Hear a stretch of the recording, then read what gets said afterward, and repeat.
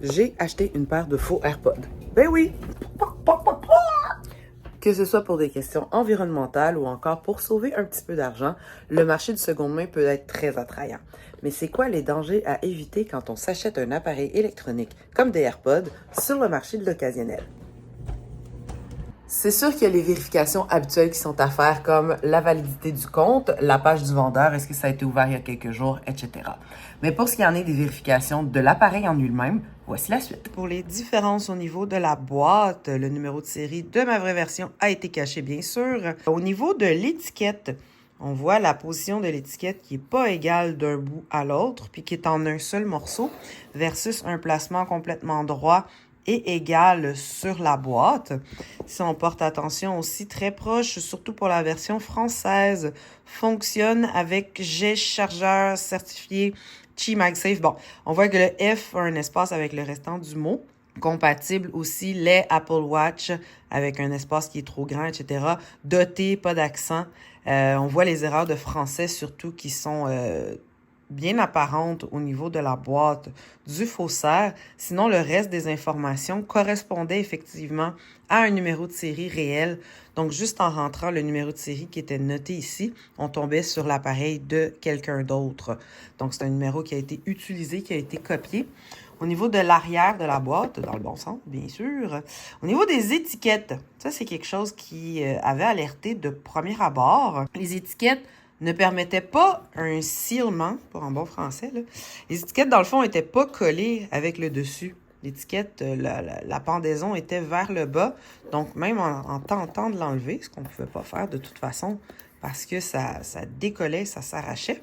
Donc, même en tentant de l'enlever, ça ne changeait rien. La colle n'allait pas jusqu'au dessus de la boîte. Il n'y avait aucun lien entre le dessus de la boîte et l'arrière, versus sur une version réelle où on pouvait aisément décoller le collant. Bien sûr, ça a été ouvert à l'avance par moi.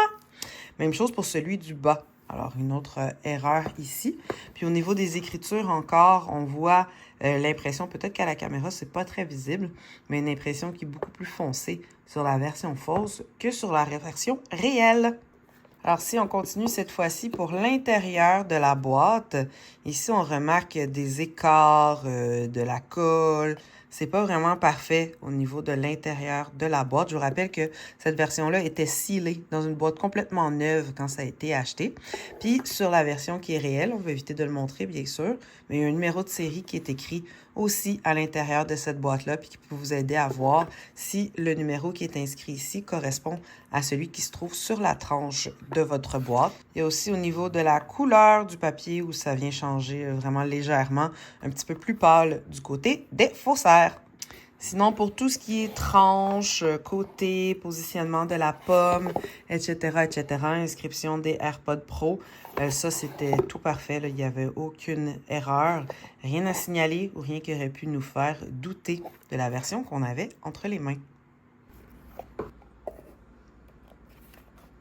Au niveau des petits papiers d'explication aussi qu'on retrouve à l'intérieur du produit, ici à gauche, pour celui qui est une contrefaçon, on voit que c'est pas bien collé.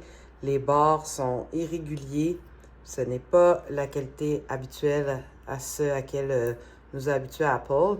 Donc, on voit un papier qui est en continu. S'il y a un espace qui est collé, juste ici, c'est complètement régulier versus quelque chose de mis vraiment rapidement avec la contrefaçon.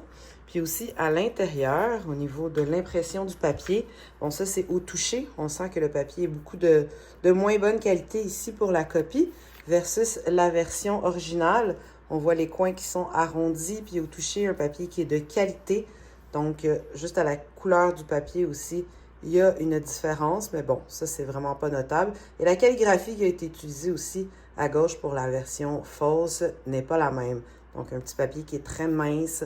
Puis évidemment, à la lecture à l'intérieur, on voit que c'est une traduction de mauvaise qualité pour la version qui est copiée versus un produit droit, complètement parfait, comme on est habitué avec du Apple. Alors, sur une vraie version, on a le genre de petit papier cellophane qui vient protéger, juste ici, mais il est facile à enlever. Donc, sur l'autre, sur la fausse version, il était dur. Mais là, on fait juste tirer doucement, puis ça se défait. Ici, à l'intérieur, une autre caractéristique qu'on retrouve sur les vrais, c'est que la petite palette qui protège, elle est cartonnée versus celle du faussaire qui est plus en plastique. On voit pas nécessairement beaucoup à la caméra, là, mais au toucher, c'est complètement autre chose. On voit vraiment que c'est du plastique ici. Ensuite, si on continue à l'intérieur, le câble, ici au niveau du câble original, on parle de câble qui est tressé tout d'un long avec un petit morceau de carton qui retient ici le tout. Tandis que sur une version fausse, le câble il est complètement lisse. Puis le petit papier qui le retient, ça a été collé, là, bien évidemment. Alors, on voit ici la distinction entre les attaches. On ne s'est pas donné la peine de faire une attache qui était pareille. Puis ici, à l'intérieur, au niveau des petits embouts pour les oreilles, même chose, un petit carton qu'on va venir défaire avec les différentes grandeurs qui sont écrites à l'intérieur. Et surtout, tout tient. Ils sont vraiment rentrés, embouffetés à l'intérieur. On voit que c'est de niveau professionnel. Versus sur la version faussaire, où ici, justement, à l'intérieur, au moment de l'ouvrir, tout est tombé dans le fond de la boîte parce que ce n'était pas collé. Et encore une fois, au niveau des impressions, ici, sur la version fausse, sur la petite languette, on peut remarquer que le rond vert avec la flèche n'est pas nécessairement au centre de l'image versus sur la boîte originale qui est parfaitement sphérique avec notre petite flèche, sans le déplacer, une petite flèche qui est vraiment au centre de notre petit rond avec une impression qui est claire, qui est nette, une version qui est vraie. Dernière petite spécification au niveau des embouts d'oreilles. C'est subtil, mais c'est là. Ici, au niveau des embouts du faussaire, on verra peut-être pas nécessairement, mais le trou est complètement lisse. Il n'y a pas de petit filet de sécurité pour protéger l'audition, protéger le tympan. Je ne sais pas si on voit, là, il y a complètement un trou ici, versus un petit filet qui est installé ici à l'intérieur, qui est très, très délicat, qui n'est pas évident nécessairement à voir. Mais quand on a les deux versions, une à côté de l'autre, on voit bien la différence. Puis au toucher aussi, on sent que le toucher du réel Apple est beaucoup plus solide, beaucoup plus de qualité versus une pâle copie. Voilà pour ce qui est de la boîte. Puis encore une fois, au niveau du poids, les poids sont différents. Ensuite, au niveau du caisson lui-même, directement à l'œil nu comme ça, les différences sont vraiment difficiles à voir. On a la même devanture, les mêmes prises au niveau de l'USB-C. Un petit point à gauche, 3 petits points à droite. Le même embouffement pour la courroie sur le côté. À l'endos, par exemple, ça se corse un petit peu. Si vous voyez l'écriture sur la version réelle, beaucoup plus pâle, beaucoup plus discrète que sur la version de droite qui, elle, a été imprimée par après. Donc, on voit beaucoup plus l'écriture et c'est la seule différence notable qu'on peut voir. Par contre, à l'ouverture, juste au déplacement du coffret, on le voit ici que ça a été fait d'une qualité moindre, plus de jeu au niveau du petit coffret, mais la petite lumière est là. Le petit voyant lumineux vert à l'avant, les écritures dans l'intérieur du coffret sont présentes. Et comme je vous ai dit tantôt, à l'ouverture, il y a même eu une connexion automatique avec mon téléphone, ce qui mettait en confiance beaucoup. Versus à gauche, où il n'y a presque pas de jeu au niveau du couvercle. Vraiment très, très, très minime, rien à voir avec l'autre à côté. Petit bruit à l'ouverture. Aussi, beaucoup plus discret par contre. Et on voit aussi que les écritures à l'intérieur du couvercle sont beaucoup plus pâles.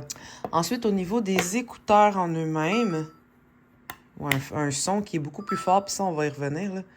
Au niveau des écouteurs en eux-mêmes, ici à gauche, on voit les petites différences qui sont notables, entre autres au niveau du petit bouchon d'oreille qui s'enlève complètement facilement ici pour celui de gauche, qui était même tombé de mon oreille pendant l'essai, versus celui de droite qui est beaucoup plus solide, rentré avec une petite encoche ici qui sécurise le tout, et le matériel qui est beaucoup plus de qualité, comme je disais tantôt. Au niveau du poids, je pourrais pas vous dire, là, ça doit être vraiment minime. L'impression sur la tige, beaucoup plus apparente dans celui qui est faux versus celui qui est vrai. Il y a plus d'harmonie. Ensuite, au niveau de la longueur, les écritures, encore une fois, imprimées beaucoup plus grossièrement sur la version copiée que sur la version réelle. Ensuite, au niveau de la tige, on a une similarité presque parfaite. On ne pourrait pas dire lequel est lequel. Et sur le dessus, on remarque les petits écouteurs supplémentaires qui sont aussi pareils. Donc ça, à ce niveau-là, vraiment, vraiment difficile à voir lequel est lequel. Mais encore une fois, au niveau de la tige, au niveau de l'impression, au niveau des écritures qui sont beaucoup plus présentes sur la version fausse que sur la version authentique. On va mettre les vrais de côté un instant. Et juste au niveau de la sonorité, le son, il n'y avait pas d'égalisation au niveau du son. Beaucoup de sons très forts au niveau des tympans quand c'était inséré dans les oreilles. Pas de possibilité de faire un mode transparence ou encore une annulation des bruits ambiants. Et puis, le pairing était très difficile avec un Mac.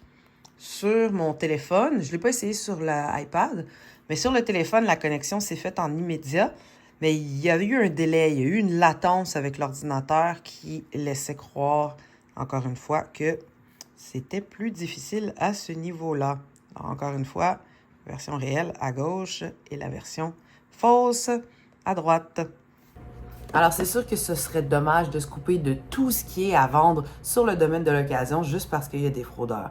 Il y a des possibilités de faire quand même des bonnes affaires. Il faut juste être prudent. Bonne écoute!